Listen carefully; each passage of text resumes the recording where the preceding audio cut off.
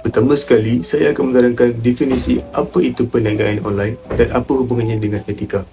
Yang pertama, menurut Akhmar Omar 2013, perniagaan secara atas talian adalah berfungsi di mana peniaga terlibat dalam bidang keusahawanan melalui internet. Peniaga atas talian menggunakan internet sebagai platform untuk memperkenalkan produk dari segi penjenamaan, promosi dan menjana pendapatan. Konsep seperti ini adalah sama juga dengan perniagaan secara konvensional. Perbezaannya hanya peniaga atas talian menjalankan perniagaan melalui dalam talian dan tidak berhadapan secara langsung dengan pengguna. Setiap perniagaan atas talian memerlukan peniaga untuk membuat laman web yang boleh dipercayai, mudah untuk berurus niaga, produk dan berkualiti dan menyimpan maklumat peribadi pengguna dengan baik. Dengan itu, adalah sangat penting untuk sentiasa mengekalkan ketelusan, kualiti dan privasi dalam urus niaga dalam talian. Ini bukan sahaja akan membina hubungan pelanggan yang kekal dan meningkatkan jualan, malah dalam masa yang sama dapat memelihara dan meningkatkan reputasi perniagaan. Jadi, apa hubungannya dengan etika? Pertama sekali, etika perniagaan boleh didefinisikan sebagai mempelajari, menerapkan, melaksanakan dan mempraktikkan prinsip polisi dan piawaian yang ditentukan sendiri mengenai pelbagai aspek seperti tablik urus, korporat, pemberian maklumat, budaya korporat, tanggungjawab sosial, korporat, urusan yang adil dan jujur. Ia juga ditetapkan oleh pelbagai undang-undang. Badan Pematuhan yang tidak boleh menyebabkan perniagaan itu dikenakan denda dan hukuman dengan atau tanpa hukuman. Riba. Riba menurut Islam ialah sebarang tambahan dalam barangan tertentu ribawi dan tambahan di atas hutang akibat penangguhan tempoh. Selain itu, riba menurut para fuqaha di mana mazhab Hanafi berkata bahawa riba adalah lebihan suatu harta tanpa ukuran di dalam sesuatu akad tukaran harta dengan harta. Riba boleh berlaku dalam jualan langsung dan juga atas talian. Ianya boleh berlaku di dalam proses pinjaman di mana pihak pinjaman boleh memberikan cas dan mengenakan pulangan yang tinggi terhadap peminjam sehingga meraih keuntungan yang memberikan kesan membebankan kepada peminjam. Okey. Contoh riba terbagi pada dua, iaitu riba alfat di mana cas tersembunyi. Okey, iaitu riba alfat ialah riba yang terjadi disebabkan berlaku jual beli yang tidak sama kuantitinya sedangkan kedua-dua daripada jenis barang item yang sama. Antara perkara yang kita boleh kaitkan dalam riba alfat ialah penjualan di atas talian memberikan harga cas yang terselindung dan tidak setaraf dengan apa yang dibayar oleh pelanggan. Contoh yang kedua ialah riba al-nasiyah, iaitu yang kita boleh berikan contoh saja kredit card, di mana riba yang berlaku disebabkan syarat penangguhan dalam penyerahan item ribawi ataupun duit pembayaran secara sengaja kemudian dikenakan cas tambahan. Ini boleh dikaitkan dengan isu semasa di mana aplikasi perniagaan talian sudah mula menawarkan perkhidmatan beli dulu bayar kemudian. Pembelian seperti ini boleh membawa kepada riba sekiranya ianya mengenakan cas lewat bayar yang berlebihan dan boleh membebani pembeli tersebut. Okey, antara langkah yang boleh digunakan untuk mengatasi riba ialah melakukan transaksi yang diperbolehkan. Ini meskipun berniaga secara di atas talian, para peniaga hendaklah mengamalkan sikap yang baik dan mematuhi undang-undang Islam dalam meraih keuntungan. Ini boleh dilakukan beberapa kaedah seperti kaedah mudarabah, di mana dengan melakukan kaedah ini, peniaga akan lebih terhindar daripada riba.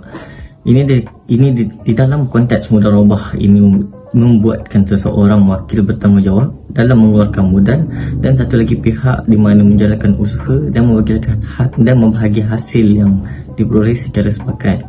Sebagai contoh, saya mengeluarkan modal untuk berniaga dan kawan saya berniaga menggunakan modal yang saya gunakan dan membahagikan hasil yang terdapat yang kami perolehi.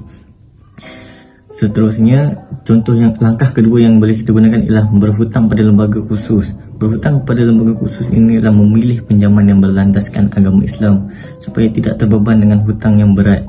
Ini kerana di dalam perbankan Islam menawarkan pelbagai kemudahan yang berpatuh syariah supaya kita tidak terbeban dengan hutang yang ada.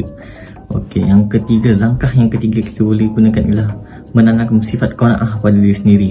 Peniaga hendaklah memiliki sifat qanaah di dalam diri, di mana mereka perlu yakin bahawa rezeki itu hanya datang daripada Allah. Apabila peniaga Muslim mempunyai sifat-sifat seperti ini, mereka akan lebih bersyukur dengan apa yang mereka miliki dan yakin akan hasil jualan di atas talian itu adalah rezeki daripada Allah. Sifat qanaah ini sama seperti kita bersyukur dengan apa yang kita perolehi, dengan apa hasil jualan yang kita lakukan. Seterusnya, antara impak positif yang diperoleh daripada menjauhi riba ini ialah dapat membuatkan individu tersebut mempunyai jiwa yang suci dan bebas daripada sikap tamak dan serakah.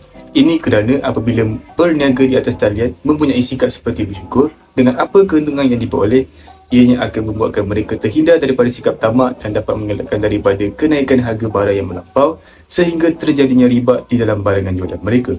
Selain itu, terdapat juga impak positif lain di mana konteks perniagaan antara kedua-dua pihak, antara pembeli dan peniaga atas talian lebih lancar di mana tidak merugikan mana-mana pihak. Ini kerana dengan sikap menjauhi riba, ianya akan memberikan kesan yang baik bagi pembeli dengan penawaran harga yang berpatutan dan memudahkan pembeli untuk membeli barang perniagaan mereka. Dengan adanya sikap seperti ini, kuasa beli yang dimiliki oleh pengguna lebih tinggi. Seterusnya, dengan menjauhi riba, ianya secara tak langsung memberikan kesan yang baik kepada pengguna yang memerlukan pinjaman. Ini kerana di negara Islam seperti ini, kita pasti dapat mencari badan ataupun institusi kewangan yang tidak mengenakan riba. Ini kerana di mana terdapatnya institusi kewangan yang memberikan pinjaman berlandaskan syariah, ianya akan lebih menjamin pengguna daripada menanggung hutang yang tinggi dan dapat mengelakkan pengguna terjerat dengan perkara yang merugikan. Menurut Suruhanjaya Pencegahan Rasuah Malaysia, SPRM, rasuah didefinisikan sebagai sebuah penerimaan atau pemberian suapan sebagai suatu upah atau dorongan untuk seseorang individu yang melakukan atau tidak melakukan sesuatu perbuatan yang berkaitan dengan tugas rasmi. Antara contoh-contoh suapan atau aktiviti perlakuannya adalah melalui wang ringgit, segala jenis hadiah, bonus, undi, perkhidmatan, jawatan, upah dan diskaun. Rasuah dijadikan sebagai satu jalan pintas kepada seseorang untuk mencapai satu kehidupan yang mewah atau mendapatkan sesuatu pada masa yang singkat tanpa memikirkan kesannya pada masa panjang serta pada diri, keluarga, masyarakat dan negara. Dalam Islam juga, amalan mengamalkan rasuah ini adalah merupakan perkara yang ditegah dan dilarang seperti sabda Rasulullah sallallahu alaihi wasallam yang bermaksud daripada Abu Hurairah radhiyallahu anhu. Ia berkata, Rasulullah sallallahu alaihi wasallam telah mengutuk orang yang suka memberi rasuah dan orang yang suka menerima rasuah dalam soal menghukum. Tambahan pula, ianya juga merupakan satu perbuatan yang dibenci Allah Subhanahu wa taala seperti dalam firman Allah Subhanahu wa taala dalam surah Al-Baqarah dalam ayat ke-188 iaitu, dan janganlah sebahagian kamu memakan harta sebahagian yang lain di antaranya kamu dengan jalan yang batil, dan jangan kamu bawa kepada hakim supaya dapat kamu memakan sebahagian harta orang yang berdosa sedang kamu mengetahuinya. Oleh yang demikian, terdapat pelbagai cara dan aspek untuk kita membanteras jenayah rasuah. Bagi aspek individu, dengan memupuk sikap seseorang individu supaya memiliki jati diri yang tinggi dan berintegriti dalam melakukan sesuatu pekerjaan, maka ianya dapat membantu dalam menangkis perkara yang tidak bagus ini. Sekaligus, ianya dapat menjadikan seseorang manusia itu disayangi Allah Subhanahu wa taala serta dipercayai dalam kalangan rakan sekerja, masyarakat dan lain-lain. Selain daripada itu, ibu bapa sebagai seorang individu juga perlu cakna dalam mendidik dengan memberikan pendedahan terhadap rasuah ini kepada anak-anak, terutamanya tentang kesan rasuah dan isu semasa yang berkaitan. Malahan, guru-guru juga merupakan salah satu medium dalam membentuk seseorang individu dengan memberikan penekanan terhadap integriti dalam sesuatu pekerjaan di dalam silibus pembelajaran. Bagi pihak kerajaan pula, kerajaan perlu cakna dalam peningkatan penggunaan ICT kerana ia dapat memudahkan segala urusan kerja lantas mengelakkan dari perkara rasuah ini terjadi. Inisiatif yang lain pula adalah dengan memperkasakan Badan Pencegahan Rasuah. Dengan cara ini, ia dapat memutuskan rangkaian dalam penularan wabak rasuah dalam masyarakat, serta petugas juga perlu amanah dan bertanggungjawab semasa melakukan tugas-tugas harian. Tambahan pula, tindakan undang-undang perlulah diperkuatkan dan pesalah yang disabitkan dengan kesalahan rasuah perlu dikenakan hukuman yang setimpal. Dengan cara ini, ia dapat membendung gejala rasuah daripada akar umbinya serta memberikan sebuah tanda amaran terhadap pelaku rasuah agar mereka berasa takut untuk melakukannya lagi. Alright, seterusnya saya akan mengadakan impak rasuah terhadap individu, masyarakat dan negara. Yang pertama, individu. Seperti yang kita tahu, rasuah adalah satu perkara yang berat sebelah atau ketidakadilan dalam sesebuah urusan dengan mengamalkan sesuatu perkara yang tidak bermurid ini. Secara langsung, imej sang pelaku akan terjejas dan sudah tentunya akan mendapat balasan yang setimpal jika didapati bersalah. Yang kedua, masyarakat. Impaknya terhadap masyarakat adalah jika sesebuah komuniti itu mengamalkan rasuah, maka ianya akan melumpuhkan sesuatu institusi tersebut, menyebabkan hidup dalam keadaan kucang-kacir dan tidak bertanggungjawab. Intihannya, komuniti tersebut saling tidak memberjaya di antara satu sama lain dan bakal meruntuhkan semangat muafakat yang mungkin telah terbina sejak sekian lama.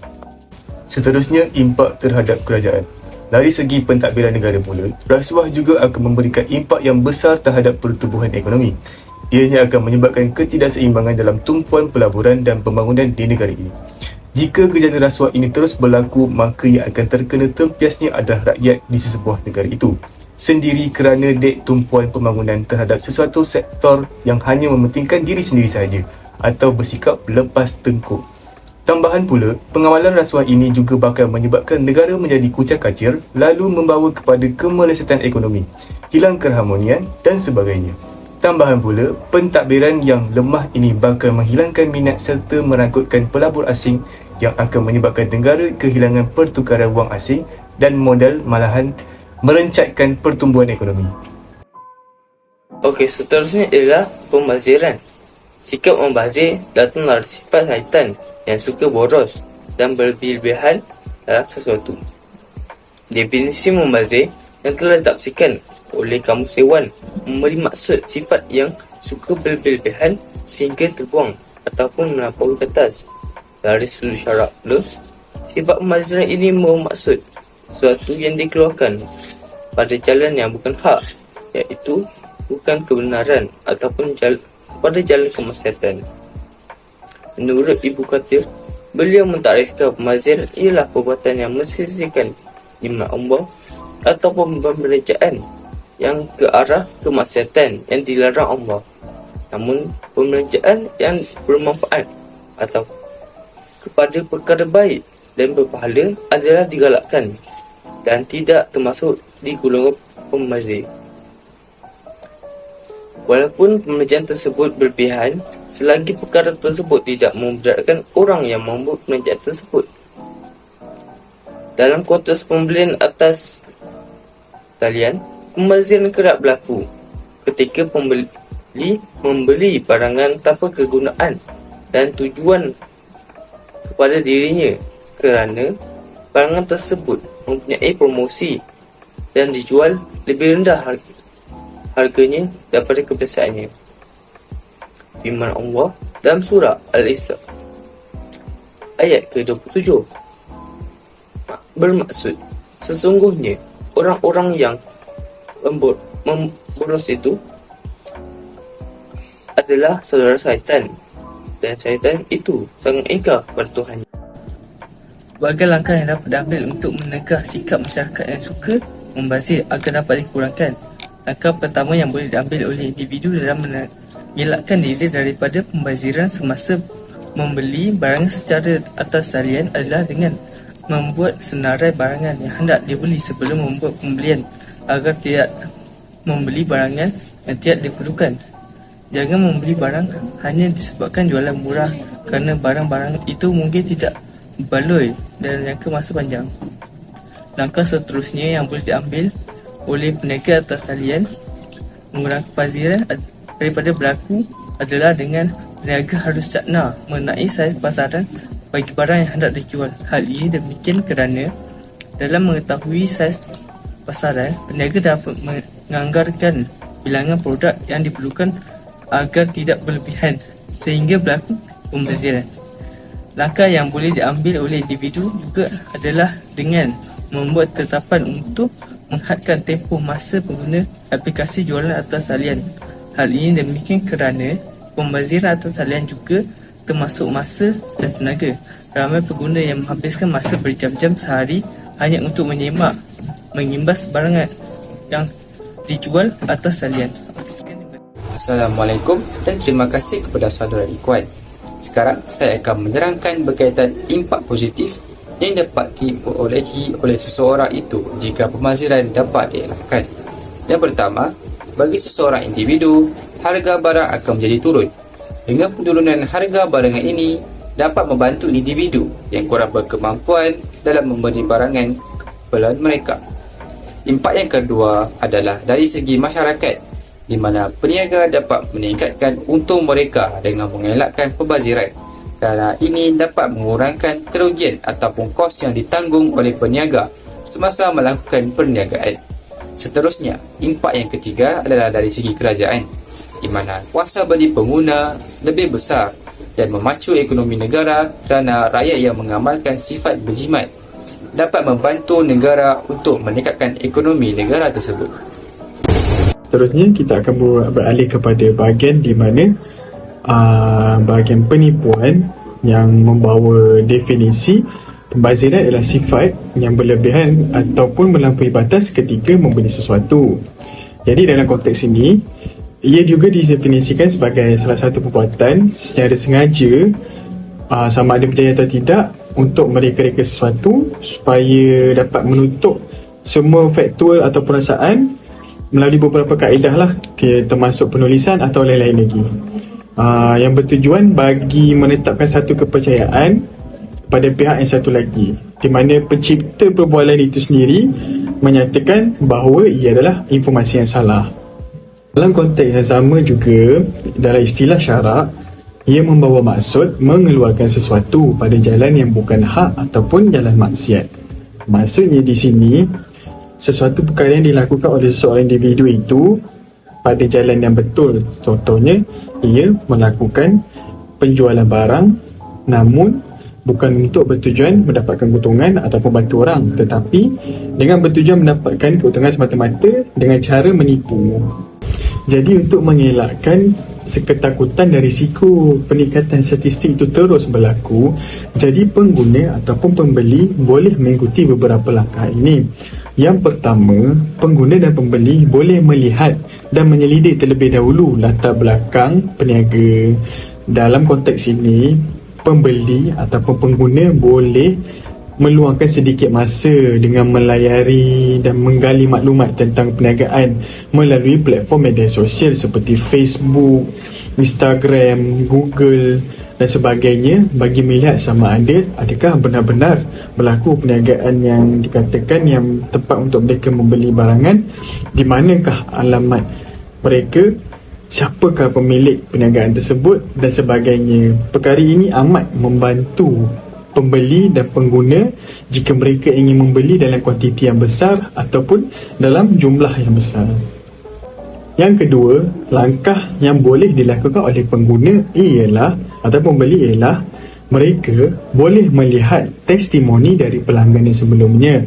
Hal ini kerana testimoni adalah perkara yang penting dalam sesebuah perniagaan, kerana dengan perkara ini mereka boleh tunjuk ataupun dia menjadi sebuah modal untuk mereka melariskan produk. Jadi dalam konteks ini, pembeli boleh menggunakan langkah seperti melihat kesahihannya dengan melihat gambar serta peratusan yang diberi oleh pembeli dan pengguna yang sebelumnya tentang barangan yang dibeli oleh peniaga. Adakah ia benar-benar baik, adakah ia mengikut piawaian yang telah ditetapkan dan mengikut apakah cita rasa yang telah diminta oleh pengguna atau pembeli yang sebelumnya. Jadi dalam hal ini juga pengguna-pembeli perlulah berwaspada kerana mereka ataupun peniaga mungkin menggunakan gambar-gambar yang telah dikita semula bagi mendapatkan pelanggan yang lebih banyak. Jadi dalam konteks ini, pertimbangan yang sangat rasional oleh pembeli diperlukan bagi menentukan keputusan tersebut. Dan yang ketiga, iaitu yang terakhir, ialah pengguna atau pembeli boleh menyemak akaun bank yang dikhawatiri terlibat dalam transaksi penipuan bagi urus niaga online. Jadi dalam hal ini, pengguna dan pembeli boleh melayari laman web CCIC yang dibina oleh Jabatan Jenayah Komersial dengan bantuan Polis Diraja Malaysia. Hal ini bagi melihat sama ada sesebuah akaun bank itu pernah mempunyai rekod pemalsuan atau penipuan kepada transaksi yang dilakukan sebelum ini atau sebaliknya. Jadi perkara ini akan membantu dengan lebih banyak dalam menentukan adakah sama ada pembeli atau pengguna itu perlu membeli barangan dengan peniaga tersebut atau sebaliknya. Baik, terima kasih saudara Rabbani. Sekarang saya akan memberikan penerangan berkaitan impak negatif bagi penipuan yang berlaku di atas talian ini. Yang pertama, impak negatif penipuan di atas talian ke atas individu adalah seseorang individu itu akan mengalami kerugian yang besar. Hal ini merisaukan kerana dengan keadaan ekonomi yang kian maju dan mencabar bergerak seiring dengan peredaran zaman teknologi yang moden. Seterusnya, bagi masyarakat pula, masyarakat mungkin akan terdedah kepada penyalahgunaan sesuatu data dalam konteks perniagaan. Data peribadi seperti nama, tempat tinggal atau lebih menakutkan lagi, maklumat akaun peribadi seperti akaun bank dikhawatiri akan terdedah dan disalahgunakan oleh pihak yang tidak bertanggungjawab.